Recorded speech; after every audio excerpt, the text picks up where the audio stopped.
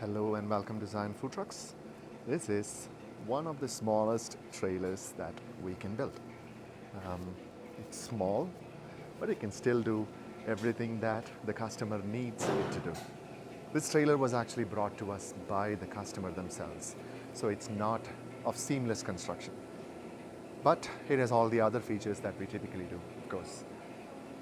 Let me show you around its many features. Of course, there are the twin propane tanks, 40 pound each, and you can see the propane lines still go under the floor of the truck. Shore power connection, of course, connected to the building right now. That's how you would fill water. That's how you would drain water. It's a single axle trailer because it's being a 10-footer. That's, of course, the exhaust fan and the grease catch pan for it. It's being a 10-footer, it needs to be stabilized. That is done by the stabilizers here. Ram door in the back.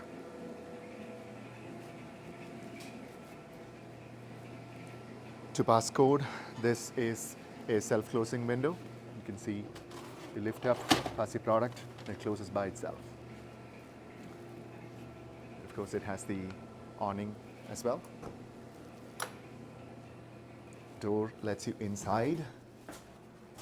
Hand wash sink, 3-compartment sink, and of course the wiring. You can see all our wiring is always in conduits.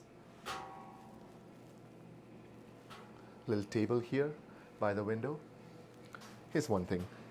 If you look here, the A, B, C, and K series fire extinguishers. Another table here for prepping that kind of stuff. That is the little fire extinguishing Ansel system, that is. And a griddle. You can see the gas plumbing. It goes under the floor of the trailer. That is the gas shut-off valve that you see in red here.